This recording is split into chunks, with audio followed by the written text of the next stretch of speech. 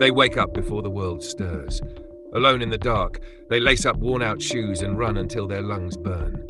They shadowbox in silence, train through injury, starve through camps, and push their bodies to the brink of collapse.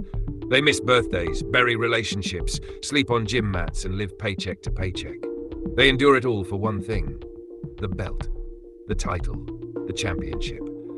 But they never get there. Not because they're weak, not because they're lazy, but because in fighting, effort isn't enough. And that's a truth most fans will never understand.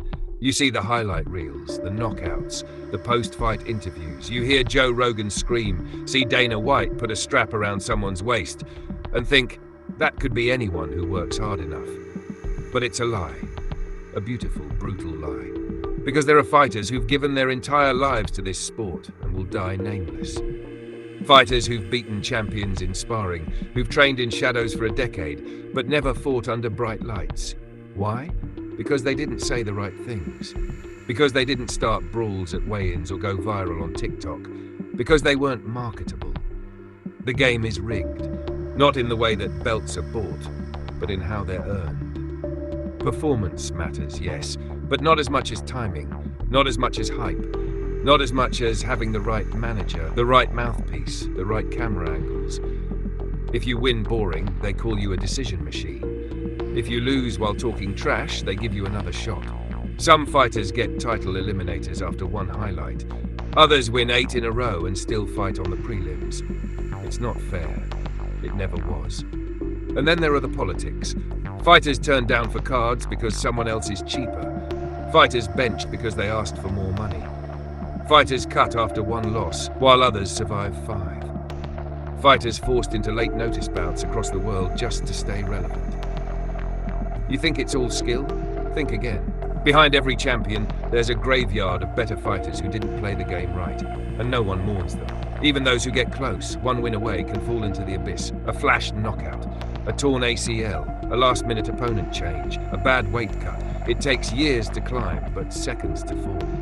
And when you do, they don't wait for you. The next prospect, the next hype train, the next Twitter-famous brawler takes your place.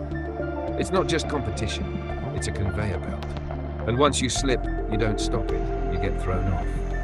And then there's the mental war, the part no one films, the breakdowns in hotel rooms, the panic before fights, the self-doubt, the depression after a loss, the sponsors that vanish, the friends who only show up when you win. The pressure to be a savage outside the cage and a salesman outside the gym. The sport glorifies warriors but discards broken ones, and most break long before they ever get gold.